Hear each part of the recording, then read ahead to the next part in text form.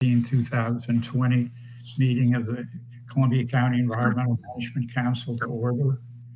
Welcome all guests, participants, etc. We'd like to start off with a roll call first, then we'll move on to the Good Earthkeeping Award presentations. Maureen, it's up to you. Okay, thank you. Colleen Lutz, Kara Humphrey. You'll need to turn on your mics if you haven't already. Sarah Crowell. Colleen. Kara? I thought I saw Kara here. I'm here. Can you hear me? Yep, yep. All right. That was Kara, right?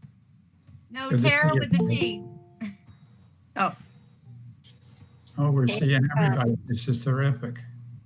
Sarah Steve, Paul.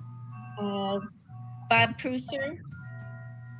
He said he might not be able to make it. He had a conflict. Jamie Cloud. Barbara Huey. Yes, I'm here. Good. David Newman. Yes, here. Paul Sternberger. Here. Michael O'Hara. Michael.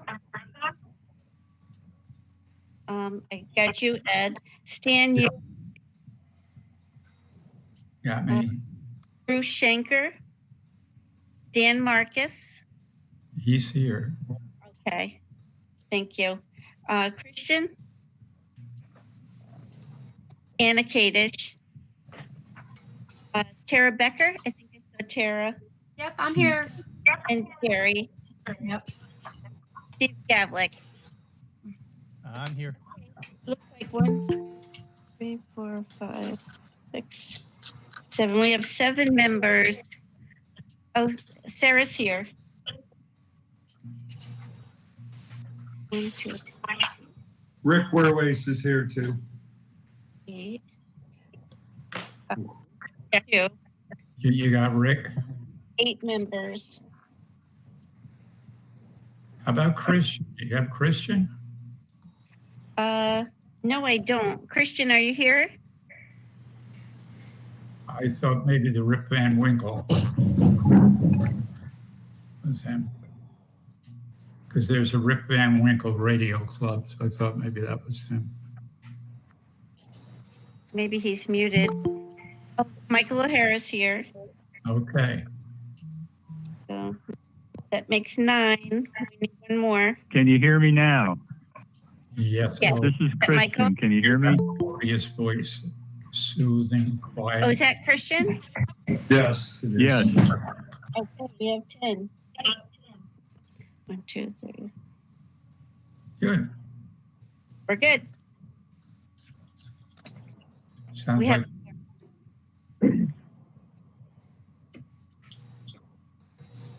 I'm missing Colleen Lutz, Bob Prusser, Jamie Cloud, Stan Yarian, Bruce Schenker, and Anna Kadish. okay. Okay. So shall we proceed? We're ready. We're ready to go. Okay, so we can proceed. Thank you. Thank you all for coming. It's a little bit steamy. I assume you didn't come by horse and carriage. So maybe you had some air conditioning helping you. I think what we're going to start off with is the Good Earthkeeping Award presentation. Terry, I think, is all ready to kick that off. What do you say, Terry? We're ready Thanks, to go. Ed. And if everyone could mute their mics except for our 2 nominators, Kara and Kim, and then our winners, that would be really helpful in keeping the background noise down. Okay. So thank you all very much, and we'll get started. So just a little background on the award for our 2 recipients in particular. The Good Earthkeeping Award was established in 1982, and it's designed to acknowledge and commend county residents, groups, and our businesses that have made real contributions to the conservation, preservation, improvement, or facilitation of a better understanding of our environment. And in keeping with the fact that we are in Columbia County, this contribution should have taken place in Columbia County. And the award categories are open to adults as well as youth age 13 through 17 in these categories. And I'm hearing background noise. So, okay, thank you. The rules for nominating candidates. Nominators must provide a short description of the nominee's contributions and why they feel they should be recognized for their efforts or actions. Current members of the EMC are excluded from being nominated, but they can nominate people. Self-nominations are not accepted, and family members can't nominate family or other members of their household. So try to keep things on an even keel. Our first recipient this evening is the Little Seed Gardens in Chatham. And the Little Seed Gardens is a 97-acre family farm in the town of Chatham. It was established in 1995. It's a community-supported agriculture farm. It's situated on rich bottomlands at the confluence of two creeks. I hope I have them right, Thunderhook and Stony. And farmers Claudia, Kenny, and Willie Denner produce vegetables, herbs, cover crops, heritage beef stock, and grass-fed beef. Little Seed celebrates the nurturing power of people by growing and sharing food in ways that strengthen the living communities they are part of. They farm towards collaborative relationships, complex and resilient ecologies, and food that help them express well-being. Very good. Little Seed answers the growing demand for food that is real. In contrast to the homogeneous products of today's mega farms, their customers enjoy vibrant produce that expresses the variety of our seasons. Their customers are assured that they are buying food grown for concern for their health and for the health of the farm ecosystem. And the information I've taken for tonight on both of our winners come from their websites. So I encourage you to go to them to learn more about their individual operations. Very good. And at this time, I'd like to turn it over to Cara, if she's on the line, who nominated Little Seed Gardens. I've taken a little excerpt from what she wrote to put on the slide, but I'd like to give her an opportunity, and you could read that through. I'd like to give her an opportunity to say a few words before we turn the mic over to Claudia and Willie. Cara? Oh, thanks, Terry. You know, I could go on and on about Little Seed and Claudia and Willie family, excuse me. But suffice to say, you know, I've known the family for about 10 years, met them through my partner who turned me on to their CSA. And starting probably 2 years ago, Little Seed and family has opened their doors to us on Thanksgiving every year. And Thanksgiving at Little Seed with friends, and fellow farmers, and pets, family pets, and the horses and cows.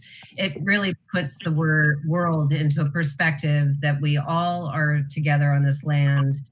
And what we do with the land affects each and every one of us. Just Thanksgiving at Little Seed is really an amazing thing.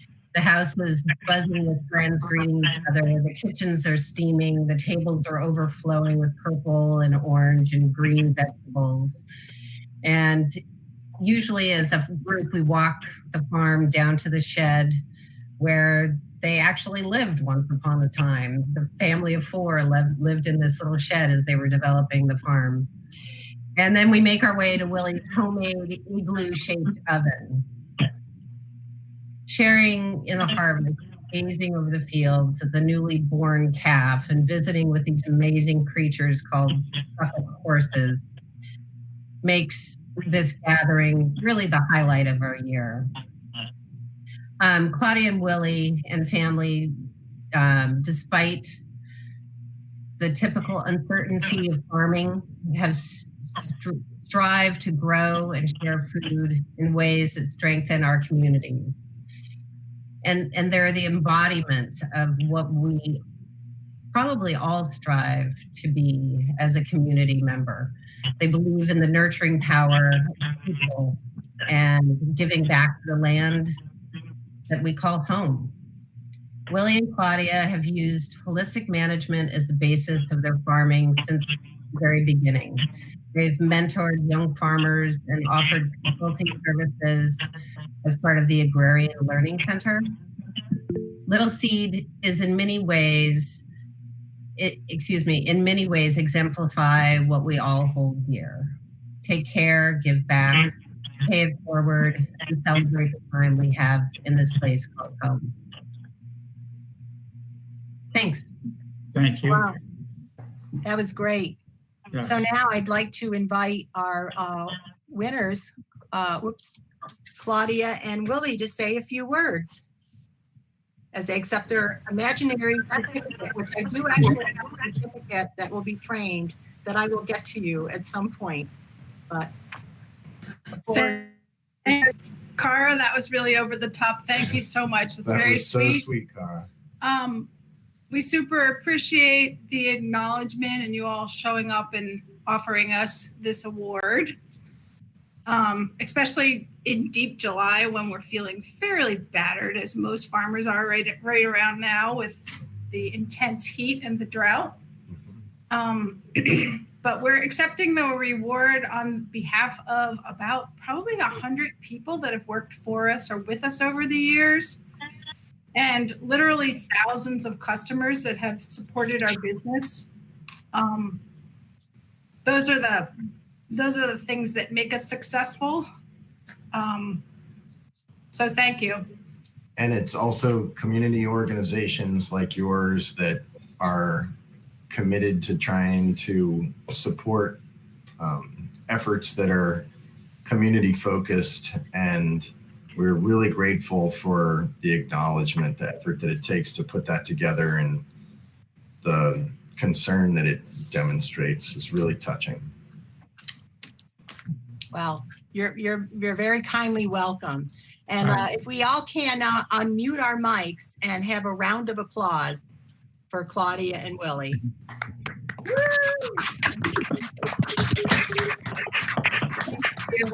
Thank you so much. So wonderful. Okay. It's not the same as being in person, I know, but you know, we're trying to make lemonade out of lemons here. Okay. Does anyone have anything else they'd like to share about Little Seed Gardens? Can I say a little something about farming? Sure.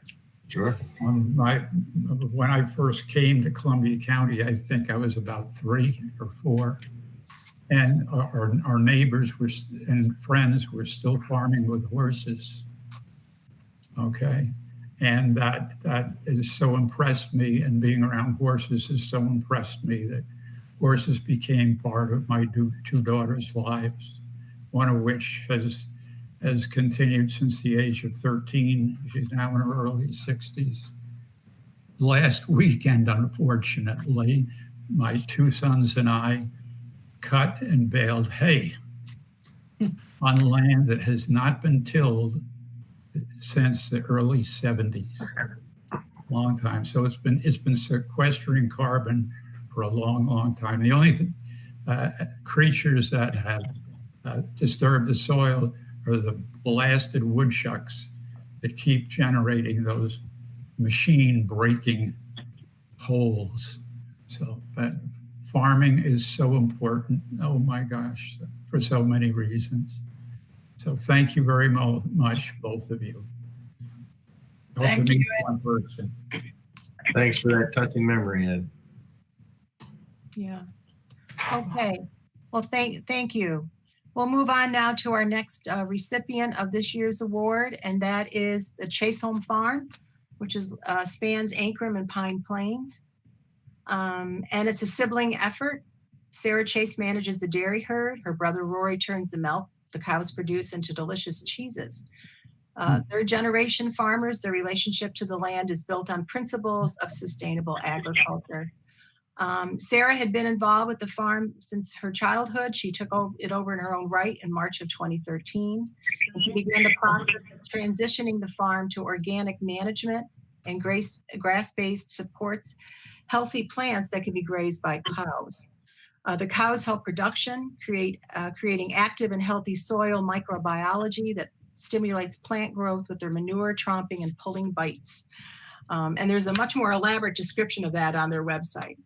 The farm produces raw and pasteurized milk, cheese, yogurt, and meats, which are available at their farm store, which is in Pine Plains, I believe. The farm was certified organic and 100% grass-fed in 2017. The original motivation for raising dairy animals on an all-grass diet was to try to reduce inputs and long-term expense. And with each season, Sarah's perspective has deepened into an appreciation of the complex management puzzle grass-fed farming presents.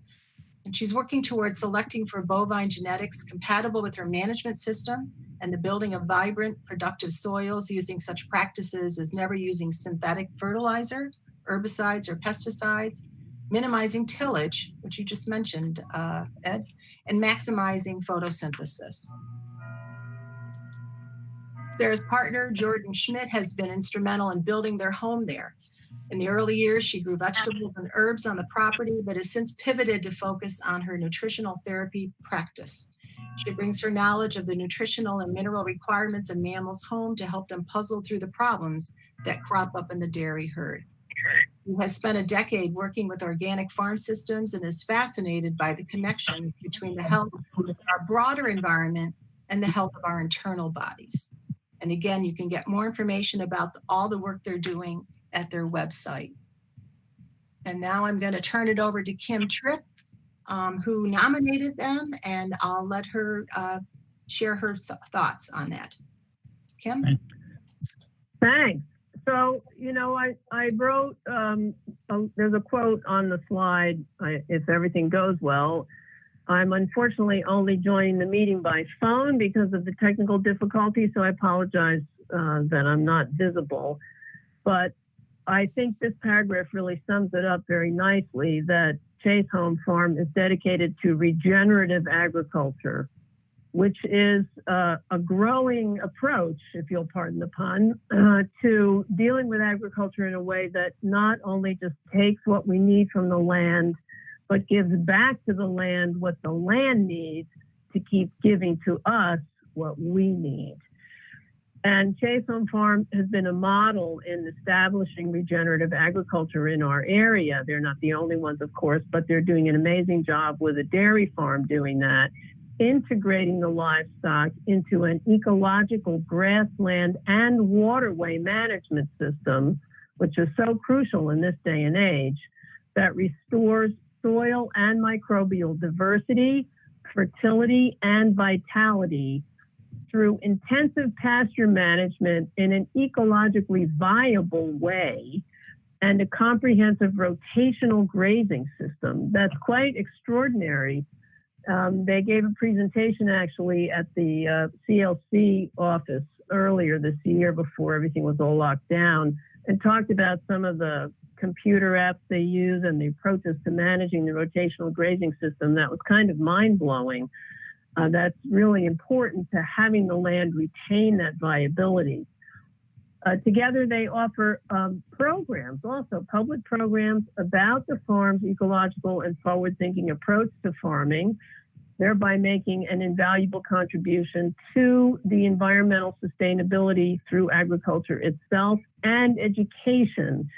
And that's one of the reasons why I have admired their work so much and why the Conservation Advisory Council of Ankrum, of which I'm just a representative member actually, nominated the farm for this award, because they're setting the most extraordinary examples, both in practice and in teaching, about how these practices matter.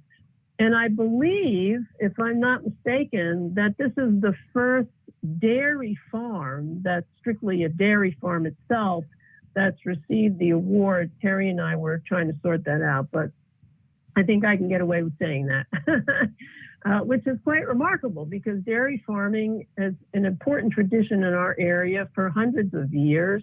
It's often viewed as a non-environmentally sound kind of agriculture. And in fact, it can be extraordinarily ecologically viable. And Chase Home Farm is really demonstrating that. So bravo to them and their whole family, which has been in the dairy agriculture world for generations on extraordinary lands. And so my hat is off to them, as are the hats of all the members of the Conservation Advisory Council of Ankrum. So congratulations, you guys. Yeah, thank you. Okay, nice words. So we'll turn it over to Sarah and to Jordan. Hi, everyone. Kim, that was so sweet. Thank you so much. It's nice to, reflecting on everything you said, it's nice to like put all of our pieces together. And I appreciate it especially that you mentioned the educational part, because it's not something that I think about on the day to day, like that we, it's something I do every day, but every year we have had like a few events, and Jordan is largely the reason that we've been able to connect with people and have tours, or the presentation we did up at the CLC.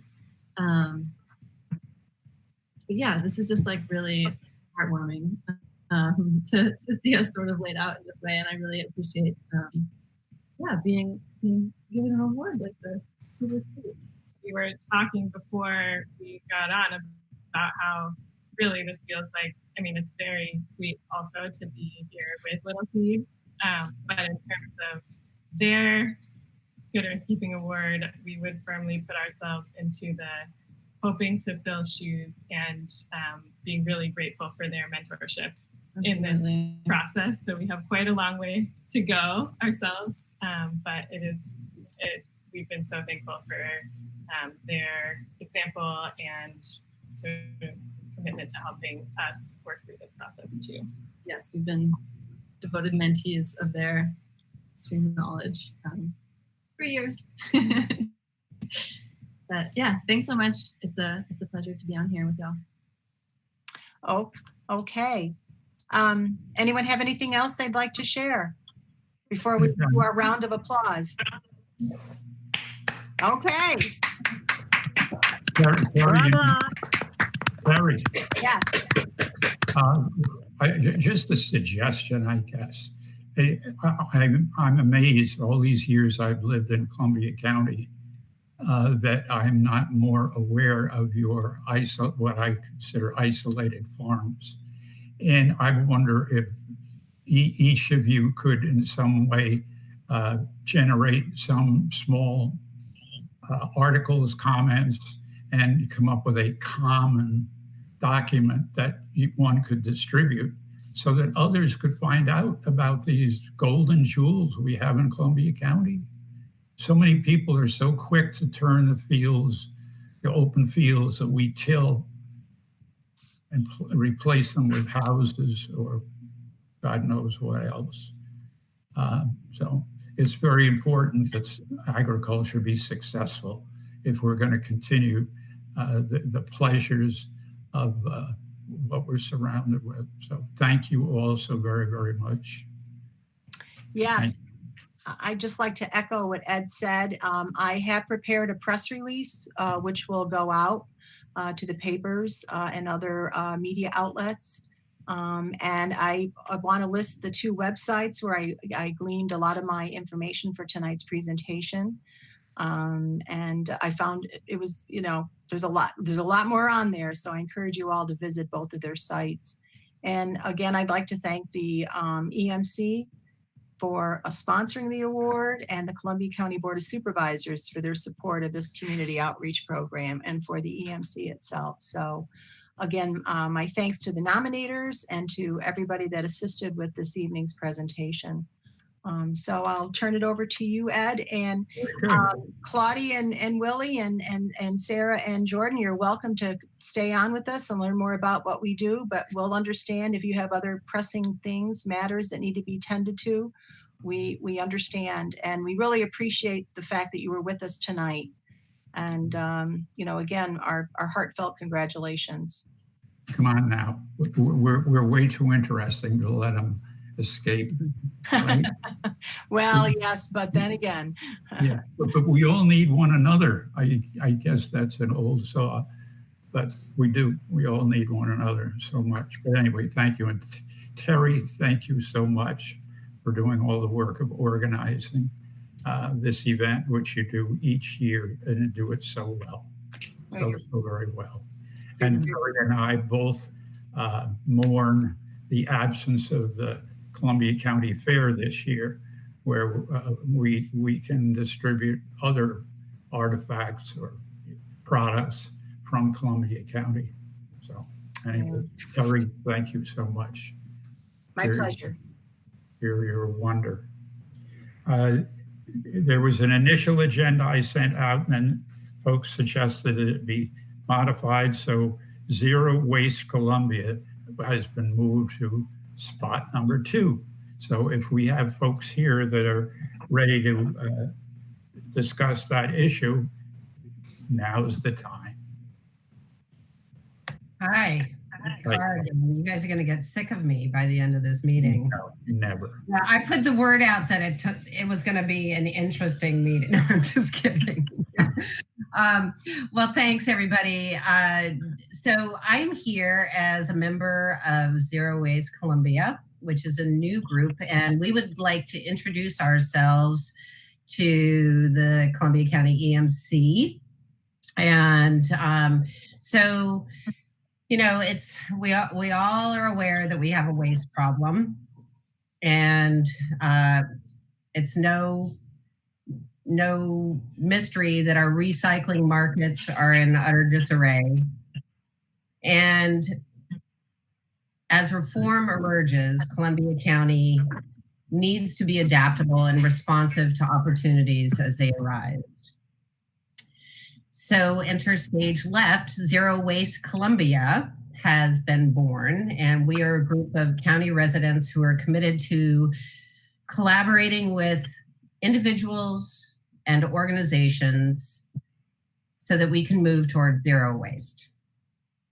Our mission is to take meaningful action and to reduce waste that leads to environmental degradation, and to create a more sustainable, resilient, and prosperous region, county, and world for future generations. Our members are Dee Duckworth of Canaan, Maureen Wilson from Austerlitz, Christian Svensson, I'm always screwing up his last name, so we all know Christian, from Stuyvesant, Stephanie Sussman from Claverick, John Bradley from Claverick, Larry Waite from Kinderhook, Eileen O'Mara from Chatham, Jeff Kiplinger from Claverick, Teresa Mayhew from our Terry that we just had on giving the presentation from Cornell Extension, Columbia Green counties, and Shirley Rippolone from Hillsdale. The Zero Waste Columbia is particularly focused on building alliances with other zero waste organizations, with schools, municipalities, and business leaders, with the intention to create rich partnerships capable of deepening our local and regional impact. We firmly believe in the power of collaboration to amplify our work, and we know that we cannot do this alone. Waste affects all communities, and we in Columbia County are not immune. As many of you are aware, particularly here with the EMC, Columbia County Solid Waste Management is currently developing a plan for solid waste management to be submitted to the DEC later this year. One of our short-term goals is to be involved in this conversation. The zero waste journey starts with rethinking waste. It starts with the premise that instead of a waste problem, we have a resource opportunity. The conversation is largely focused on transitioning from a linear economy to a circular economy. A little known fact that currently in the US, 2/3 of everything we use ends up in a landfill or an incinerator. A true circular economy requires not only a rethinking process on the design side, but advocacy on the consumer side as well. consumer demand, corporate responsibility, municipal, state, and federal policy must change. This change can be built on the groundwork we do here in Columbia County. Zero Waste Columbia is proud to join Dutchess, Berkshire, Albany, and Ulster counties, among many others, in bringing zero waste conversations to the forefront. Zero waste does not need to have a negative connotation. So, as we are a growing group, we have drafted a letter to the Columbia County Solid Waste Management Department, and we would very much like to share this with EMC members. We are seeking input, edits, and advice regarding our letter, and we would appreciate a discussion about our letter at either the August or, preferably the August EMC meeting. We seek your input, and we don't seek to reinvent the wheel. We know that the EMC has been working on waste issues for quite a long time. So that's my introduction to our group, and any feedback or questions, please feel free.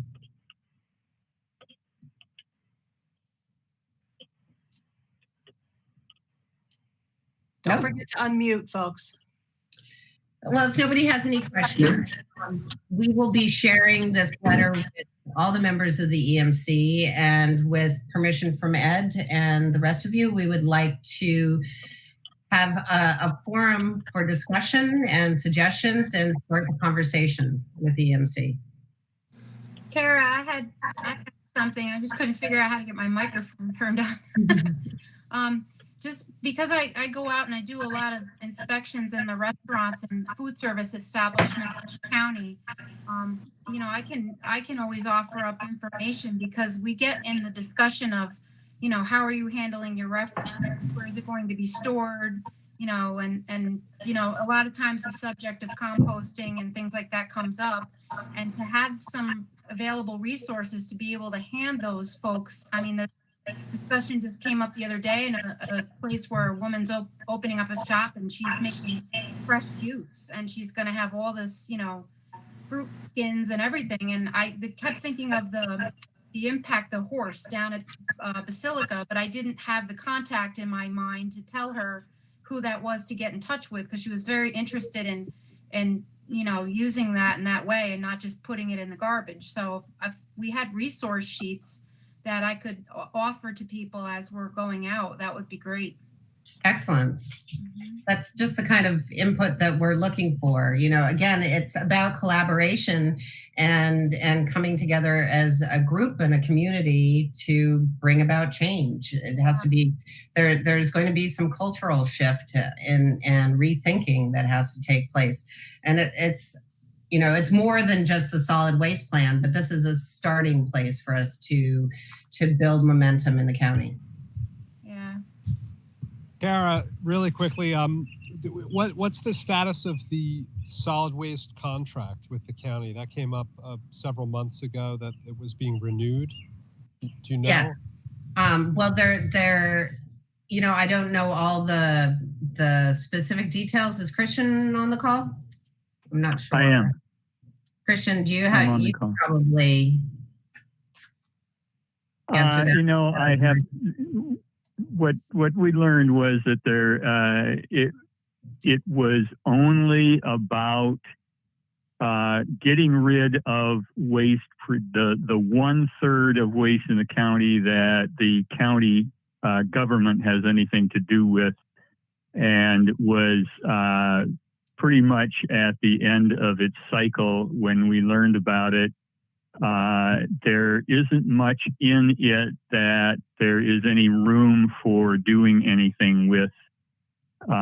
It's not very much the end where there's, let's see, a place to do real action and make change. There is also, we haven't heard an update from the county. The other thing going out was for engineering for the Greenport transfer station. And I spoke to Ron Knott about that and encouraged that there be some thought given to space being left where in the future, in other words, things not being completely spread out, but with the thought that in the future there might be places for some kind of sorting that would, a different level of sorting that would be done by residents, and showed him a picture of one facility in another county, a kind of circular arrangement where people could park and then distribute to different kinds of things. So that's how that part stands. Our impression is that this is the contract you mentioned is a 10-year contract, and we didn't see room to influence that in the stage it's at, nor is there in the way that the county handles things now and the contract was written, there wasn't much room. It was interesting to discover that, in fact, that's only a third of the solid waste in the county. Others handled by private haulers, but it's also where one of the places where we began to understand that government has a role here. There are places where they could be of help or influence, but for the most part, it needs to be done on by the people and by education and by groups that come up. There are quite a number of places in the country. We learned in the solid waste workshops that a number of us attended. A lot of the significant work in communities around the country is not done by county government. It's done by not-for-profits. There's a lot of that action in Tompkins County, Ithaca area. And that's the place that we would, one place we'd really like to see work develop.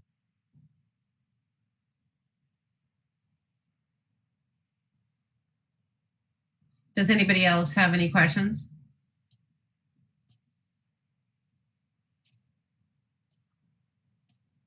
I see Rick's finger looking like he's looking for the trying to unmute. Kara, I think this is really terrific.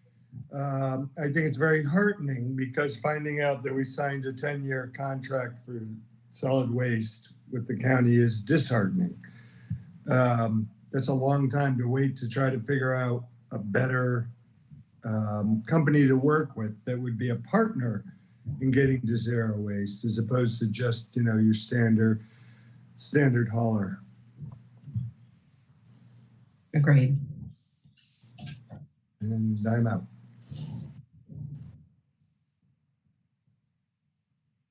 Ed, you need to unmute, Ed. There's two different muting facilities on this. One is on your phone itself, which what I was doing, but then there's one on that you get to by hovering at the bottom. And I had unmuted my phone and nobody was hearing me. And I discovered the on-screen one. Which number is Ed? Does he end in 04? No, Ed is live. It's a video. He's under Barbara Simonson, his wife's name. If it's showing on the screen. Maybe we can unmute him, can we? Maybe Maureen, can Oswaldo unmute Ed? You there, Ed? I don't see him there. He's up in the top right corner on my screen. The microphone unmute goes away if your cursor isn't active. So perhaps he needs to move your cursor to the bottom of the screen so it comes back up, the white bar, and that lets you unmute. Yeah, in mine it's a circle. It's in a circle. Okay, he's back. No.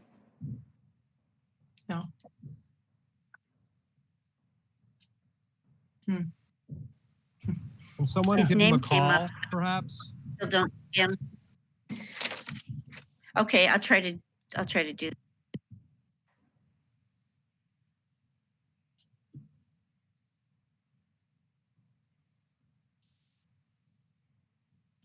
we could probably move on to the next thing on the agenda in the meantime. No? Michael, do you want to jump in as vice chair?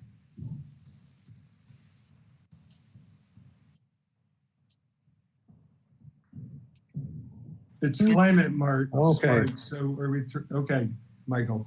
Very good. Well, the Could we do the minutes? yeah, that'd be a good thing to do. Thank you. So the minutes have been distributed by Maureen. Can we get a sense of if anybody had a question or a comment about the minutes, please?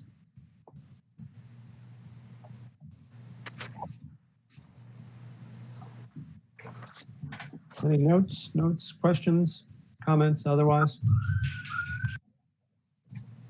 How about a motion? Okay. We'll have a motion then to accept the minutes. So moved. Second. All right, all in favor? Aye. Aye. Any opposed? No. All right, motion is carried. Minutes have been accepted for June meeting.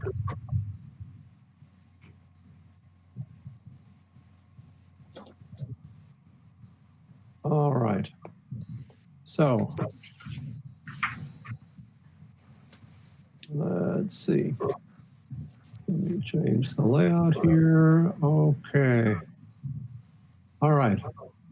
I actually, because of the screen configuration, I don't have the agenda in front of me. What else was on there? Climate smart actions, directions. This could be the committee report or any document. Have any documents been generated? Sure. I think the best one to handle that would probably be David. Are you? Sure. Do you have something to say about that? Yeah, that would be great. Thank you. Well, we've been making a lot of progress since the last meeting, thanks to a lot of work from folks on the council. So thank you all. I sent out a few documents that we worked on after our last call, including a questionnaire for the towns, just to kind of facilitate that, that interview and documentation of the history, which we've received back questionnaires from Chatham, Austerlitz, New Lebanon, Ancram, Germantown, Stuyvesant, Hillsdale, and Ghent. And if I'm leaving something out, it's just my oversight. I apologize, but they are quite variable, but there's a lot of information, and it will help us really document, provide a depth of information in the report that we're putting together. And I also think we'll be able to identify a series of actions should the county become climate smart, where we'll be part of the way down the path because of the good work in those towns. John Bradley also presented in front of the Claverick Town Board last week or the week before, and I was on that call, and it went well. And John can speak to that, but I think he got a positive response. He let us know today, and the town is interested in joining the program, wants more information. So that's really positive. And I know there are letters of support to the Board of Supervisors that are in the works in a variety, in a number of towns. Ghent is one of them, and that will happen probably in the next board meeting in August. And there are others as well, so been in touch with people about that. We'll want to continue that effort. And I mentioned a report / presentation, which will be a more comprehensive rundown of the program, how it works, its benefits, opportunities for financing or grants, that type of thing, as well as documenting what we've done in the county so far through the towns that have been active. One of the things that two things for tonight. One is it's come up a couple of times, suggestions that the same suggestion that we make a presentation to the governance or government committee of the Board of Supervisors. And I think that is a sound idea, so that they don't start hearing about this without hearing about it from us first. So I'd like to open that up to discussion. I'll just tee up the two issues. And then, of course, if there are any questions on any of what I've said. or additions. And the second is we had talked at our last meeting about having EMC endorse this initiative as an official strategy of the EMC, which we'd like to put forward now that folks have had a chance to read the short strategy, digest what it is that we're doing a bit more, and see some of the initial documents and actions that are tasks that are implementing that strategy already. So those are the two things.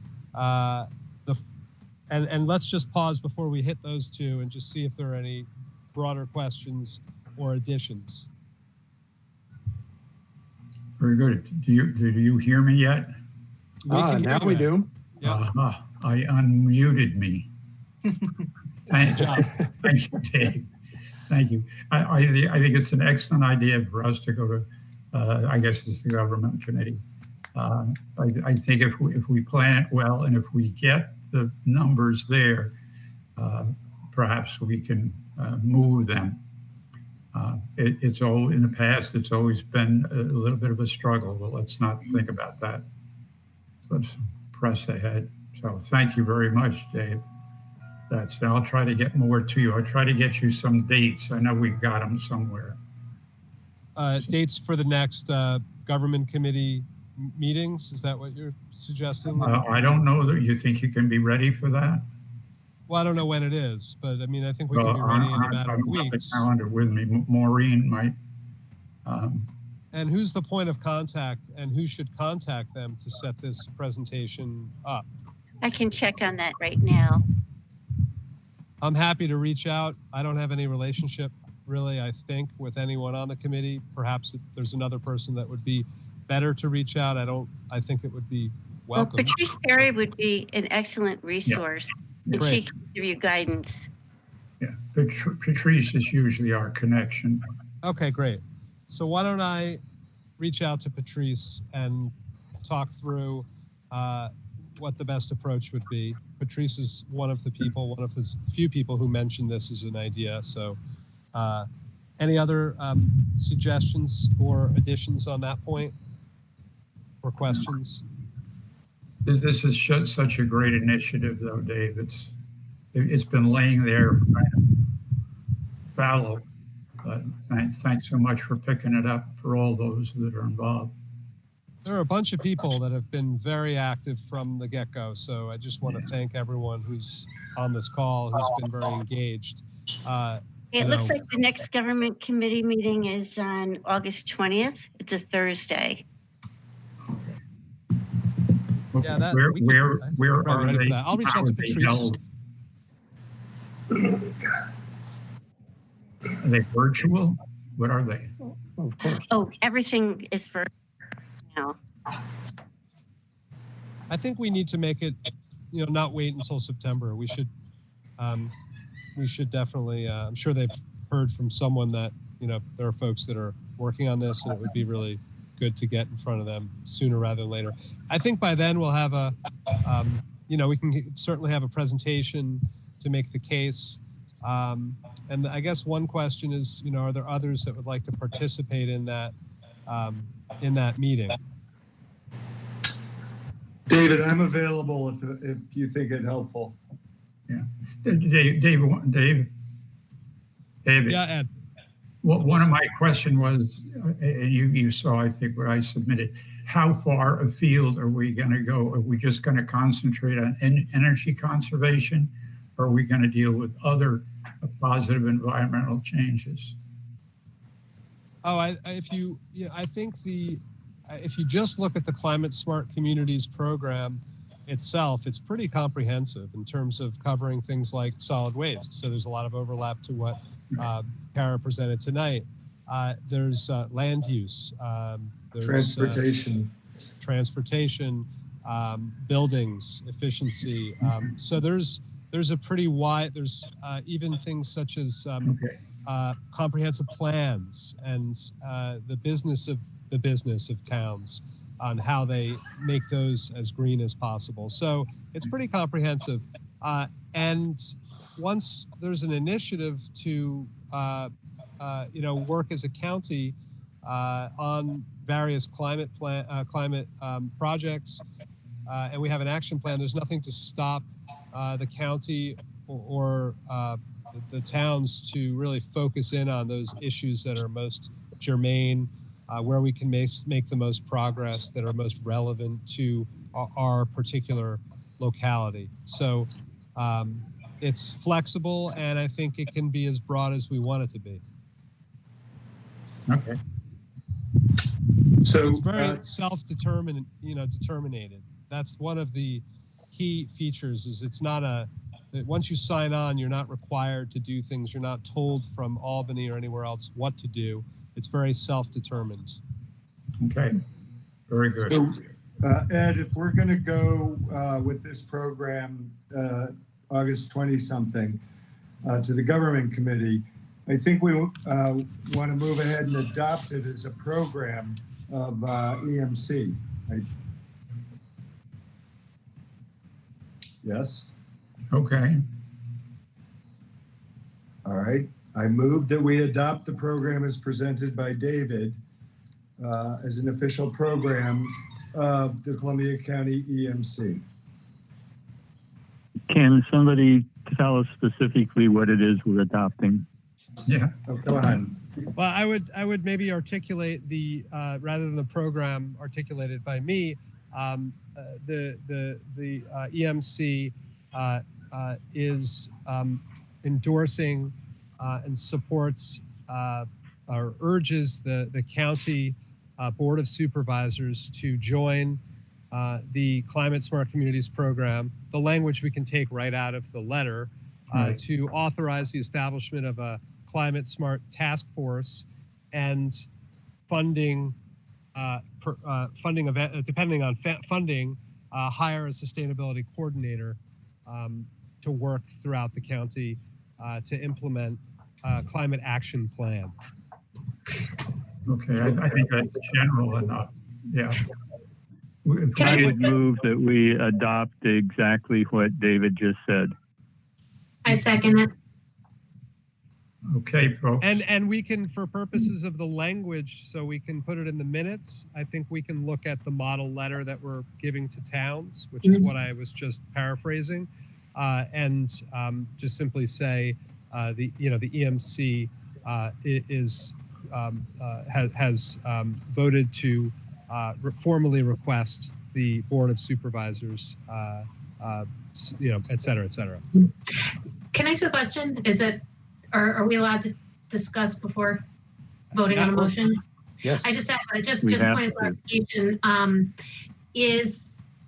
Does it make sense to suggest that the county form a separate climate smart committee, or would it be appropriate for the EMC actually to fill that role?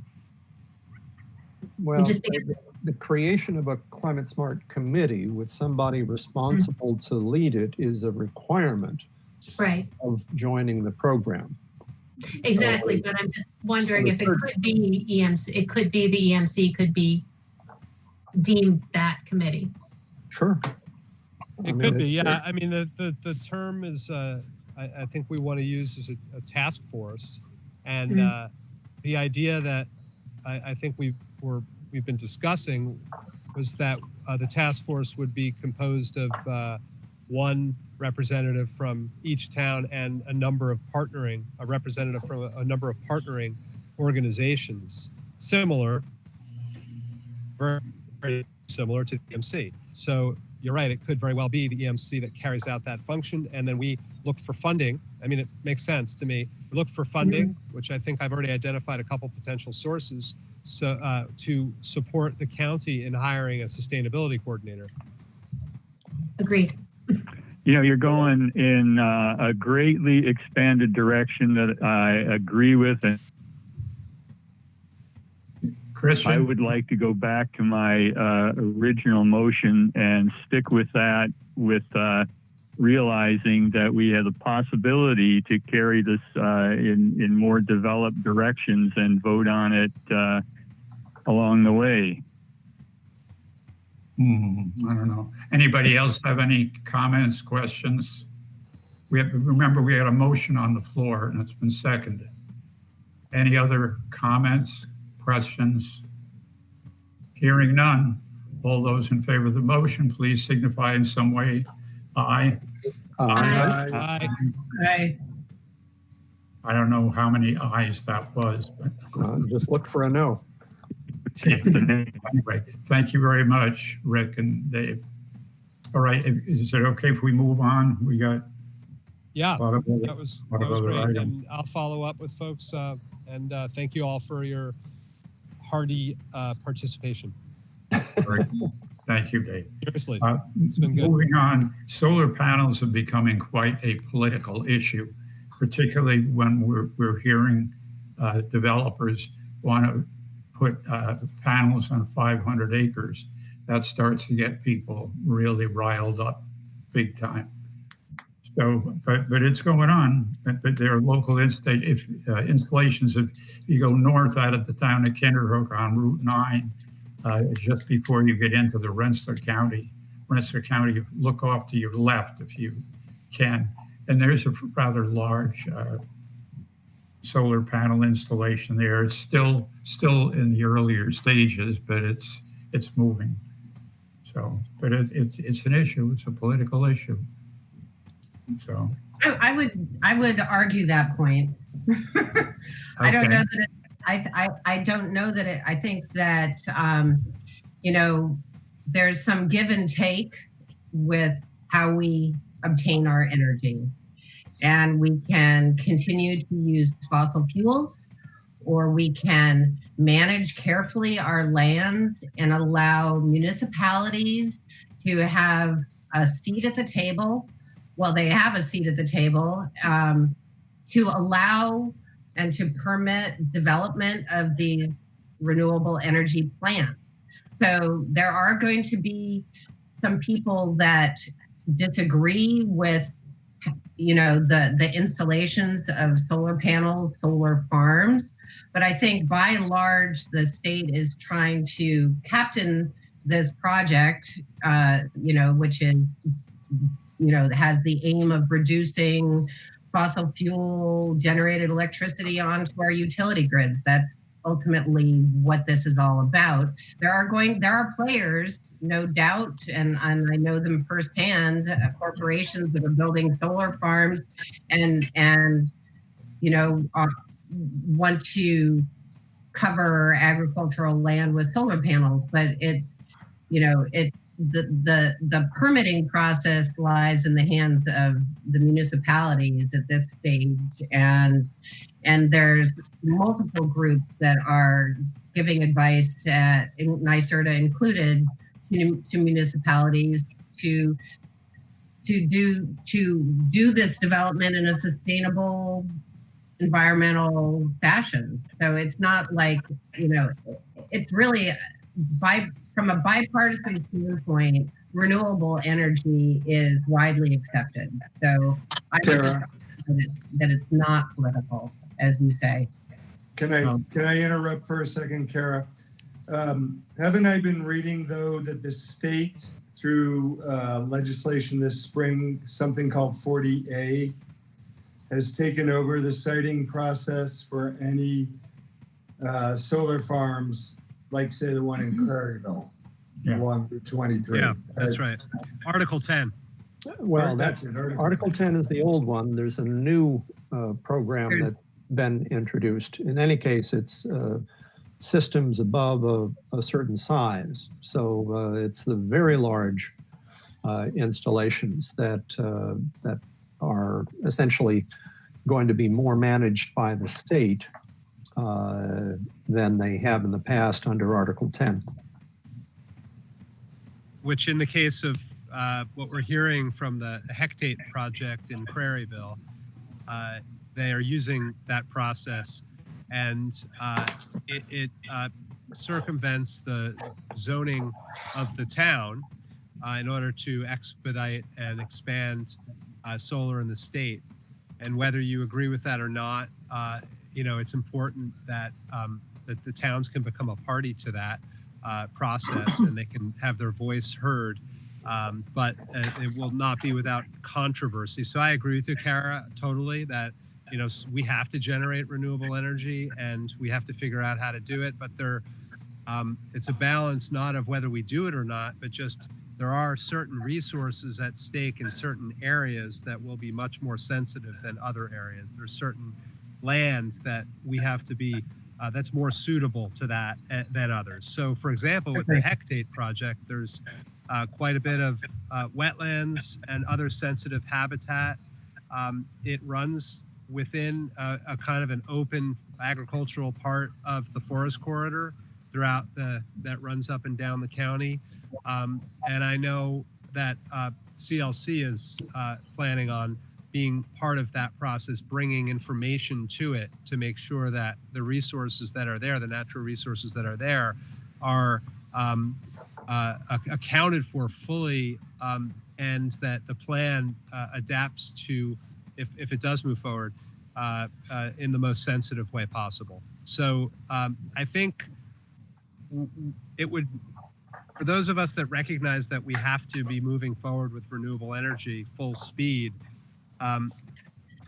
to move forward in a way that actually compromises the important natural resources. And I agree there are going to be give and take, could be counterproductive at this early stage of a lot of large projects going in. So it's important that groups like EMC and CLC and others engage in the process and provide information and make sure that we have the right siting guidelines and we deal with the controversial issues that will certainly arise. Agreed. Well, I'd like to jump in on that topic. And I have Paul Dornberger. Let me give you a little update on two aspects of the Corrieville site. One, it's right next to an Audubon sanctuary. And two, we do not have a COPEG EMC representative, which probably should be on our list to seek from the Board of Supervisors. Yeah, it's a good point, Paul. I guess my concern is, to me, there's no question, as best we can, we have to move towards renewable energy sources. There's no question in my mind. The question in my mind, however, is just how far does that go? I've been playing with engines since I was a young kid, and I continue to do so. And I know how they function. And if you've been to the Chatham Fair, you've seen my display of antique engines and other farm equipment that goes back over 100 years. So we can see where we came from, and we can see a lot of the mistakes we've made.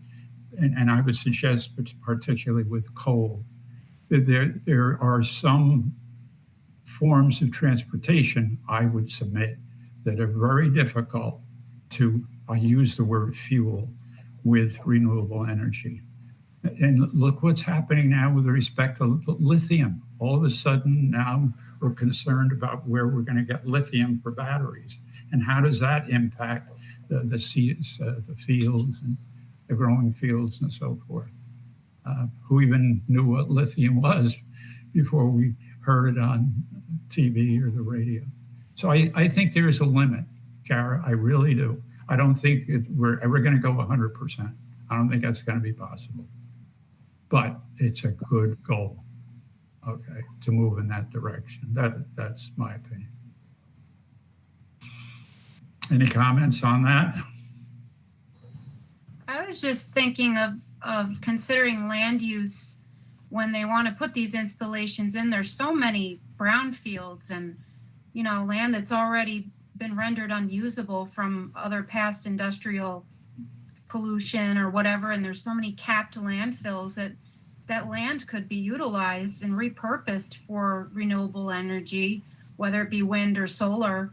It just sits there, and nobody does anything with it. And I think that, people would be a little bit more apt to get on board when they're seeing lands being repurposed that were damaged. That's so right. That might help. That's right. And one thing that I've asked, and I don't know, maybe Sarah knows, maybe someone else knows, but I've asked around, and I do not believe that the state has any kind of mapping process for encouraging or pushing the siting to those types of locations. And maybe I'm wrong, and I hope that's not. I am. Okay, great. So You're sorry. wrong. I knew you'd have the answer. Great. Tell us. Is there a process for really encouraging certain development of certain areas? Well, I don't have you. There's NYSERDA's Build Ready program. Are you familiar with that? No, I'm not. That focuses on. I didn't come prepared to speak about it, so I don't have all of the details. But it does encourage siting of renewables on brownfields and closed landfills and that type of, otherwise undevelopable or difficult to develop land. The idea is that NYSERDA works with local communities to sort of pre-permit the renewables so that then a developer can come in and there's some incentives to develop. I'm fuzzy on the details. I can get that. I can send some stuff around to the committee afterwards, but I think that's a really good point. That is where I agree. That's where we should be focusing for renewables. It makes perfect sense there. There's sort of a plus and minus to renewables any place in that, obviously it's really important for us to green our grid. It also, on the economic side, doesn't, it's use of land that could be developed for job creation also. So it's a little challenging there as to how do you balance those two things. Because it's not a job creator, but it is an important use of land that can't be used for other types of uses. So the Build Ready program is important, is probably the primary one. There are also a lot of efforts, but there is some mapping. You're right though, David, that mapping is not, mapping isn't as good as it could be in New York State. No state's really done a very good job of mapping brownfields. It's an incredibly hard thing to do. It seems easy, but it's just not, because there's no one definition of them. Can I jump in here for a second just to say that one of the things I discovered in pulling information together that Kara actually pulled most of together for the town of Chatham's Climate Smart is Chatham is doing a beta project with Scenic Hudson to map the town with solar in mind. So where to put it and where not to put it. So Scenic Hudson is developing that kind of mapping for the Hudson Valley, for our part of the world. That's great. Wasn't that a great Climate Smart Communities project for the whole county? Just saying. Yeah, there's no reason not to take that to Ned. We should take that down to Ned and say, why just do Chatham? Do the whole county. Absolutely. With respect to wind, take a look at the natural resource inventory books. There are maps in there on those areas in Columbia County that are probably not particularly profitable for trying to capture wind energy. Take a look at it. It's all there. Yeah. Interestingly, unless you didn't know it was there, it's there. Yeah, I don't think Columbia County has a lot of prime wind sites. No, we got a lot of prime, already treed land for solar either. It's not, there's limited space in Columbia County. I just put into the chat that's something the Natural Resources Inventory can help with, that document. Be a really good resource and helping to maybe identify some of those lower use lands, that are that lend themselves more to a renewable energy, like a solar farm.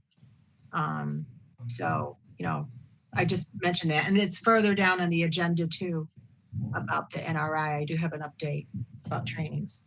Okay, all right. May we move on? Did we vote? Pardon? Was there a vote on that motion? Which one? Motion. Didn't we have a motion about the climate? There was a vote on that one. There was a vote? Okay. Yes, there was. Sorry. No matter. Sure. I don't think we have any open motions. Okay, I just wanted to make sure. I had to duck away for a minute. Thank you. Okay, all right. Okay, Terry. Moving down to C, Michael, are we going to work with the chamber with respect to this questionnaire issue, or are we just going to move on? I haven't addressed it at all since you and I last met with them. So we certainly could bring it up. My tendency is to let it ride for the moment. I think people are so caught up in the emergency of the moment that they're perhaps not as likely to do planning about what sort of tableware they're going to use at their restaurant. Yeah, you're probably right, Michael. Okay, Good then, point. Climate smart communities. Have we already covered this, Bruce and Kara? Mm-hmm. Yes. I think we have, haven't we? Mm-hmm. Okay. How about Citizens Climate Lobby? They are looking for new members to try to expand their group. Well, we're always happy to have new volunteers to participate in the process. So we have monthly meetings virtually, like we do in all the rest of the groups. Right. And everybody that would like to participate in something like that, we meet with our legislators, both local and national, and work on getting policies enacted into law that will help us out with the climate problem. So, but other than that, we don't have anything specific to report to the EMC at this meeting. Well, I received an email from one of the members, and I think there is some effort to try to pull in people from some of the local governmental groups. That's right. You and Trista Hotelling are invited to speak at our next meeting. Right. Yeah, very good. Okay. Natural resource inventory, we have a report on it. Yes, thank you, Ed. I've been in communication with Christine Vanderlyn from CLC, and she's been in touch with the planning committee that helped put together the NRI to begin with, and then offering the trainings. And as you know, we were supposed to have 2 trainings in March, and we had to cancel them because of COVID-19. We have followed up with the instructors, with Gretchen and Ingrid and Dave from the planning department, and they've all agreed that they would be willing to switch over to a virtual presentation. Although we realize that it really is, best to have that kind of training in person, but we would try to work around it as much as possible. So the big stumbling block there is the fact that so many people were continuing to work remotely from home, and some people still are. And also there might be reduced hours. There was a lot of uncertainty as to what was happening going forward with people's schedules and so forth. So we, this is in progress, and I think we're going to kind of wait a little bit until we get back to everybody again and see where they stand in terms of scheduling and availability. But we would really like to offer, some more trainings, whether they are virtual or a hybrid or something along those lines. So stay tuned. Hopefully I'll have maybe some more information by August, but certainly, hopefully by September. Sure. So. Good. Teresa, can I ask a question about that, on that topic? Sure. Those of us who were signed up for that training, is there a way that we could weigh in as to whether or not we'd be available? Because I'll definitely make time for that. And I bet a lot of the others would too. Yeah, I think part of the concern was over not having a hard copy of the document to work from. Can we get one? Well, that would be the tricky part, of trying to get them out to people. I mean, we would work to try to do that, but that will take a little coordination. So with no money to do any of this. Terry? Yeah, if I can help in some way, I would be happy to. Right. Terry, Michael here. I just thought I'd jump in and tell you that I have 2 extra physical copies. Oh, that's not an issue. We No. have copies reserved, but it's getting them to the people that will sign up to attend Sure. if we go virtual. So that's the part that if anybody has some suggestions, please do share them. But yes, we will reach out to everyone that had registered for both of those sessions with our plan when we have one more finalized, and give them the option to see what they would like, what they feel would be best in their best interest to proceed, whether it be virtual or waiting for in person. So or a combination, Okay. So yeah. So if you have any other thoughts, please send them my way, and I'd be happy to share them with Christine and the committee. Okay, thank you. Good, thank you. And Thank you. But moving on to H media reports, I just once again have a few words to say with respect to that. And that is, if we're talking about Norlight. Everybody's familiar with Norlight and Cohoes. What I find interesting is on various media, they give the quantities of the PFOAs that they've so-called processed, and it's enormous.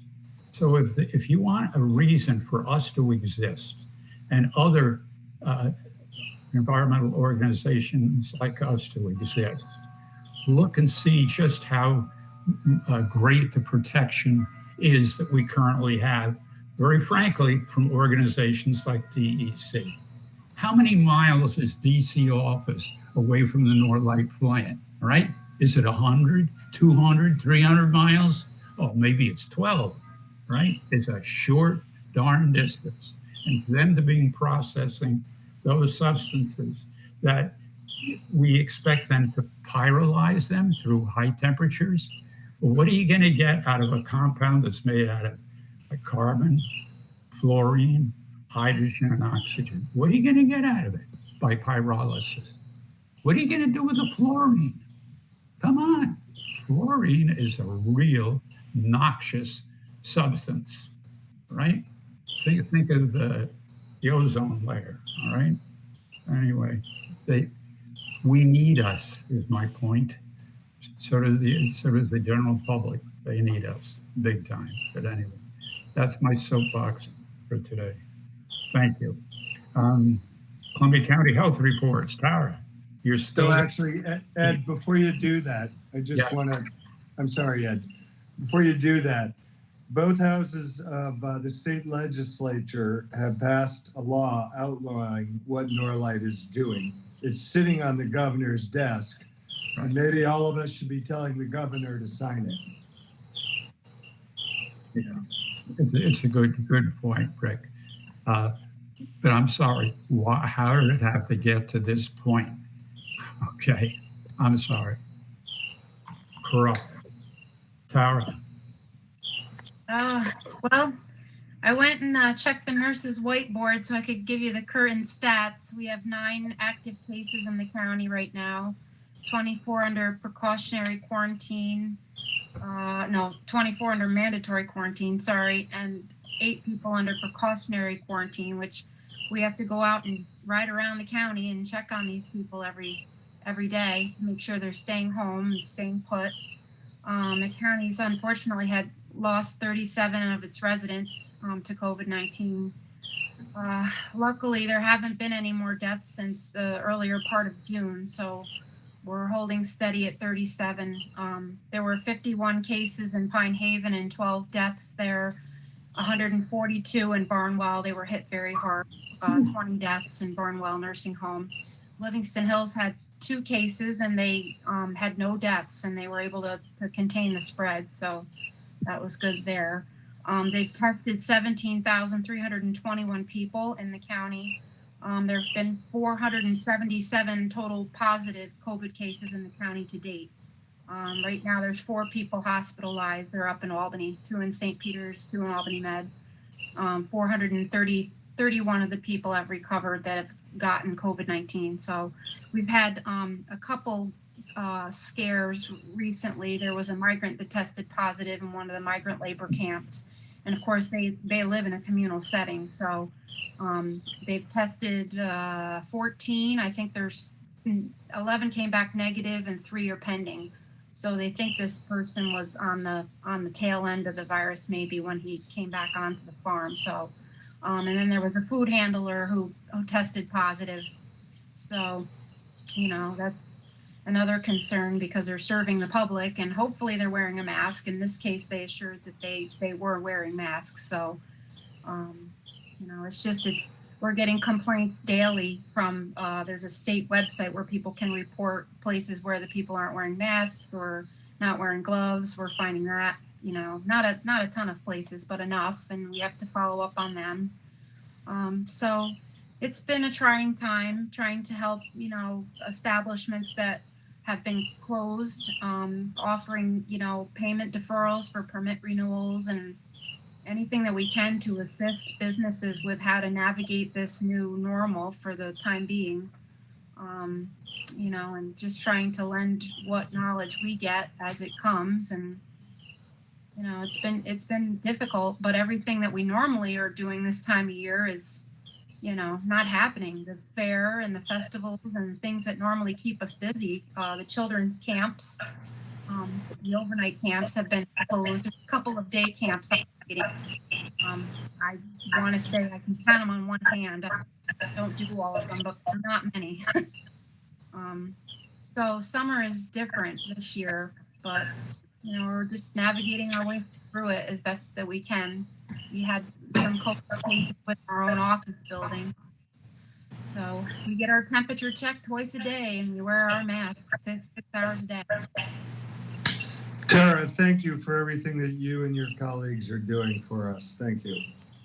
Yes, thank you, Tara. One question. Given those high numbers from some of those facilities, is that precipitated any greater oversight on those institutions as a result of those high numbers?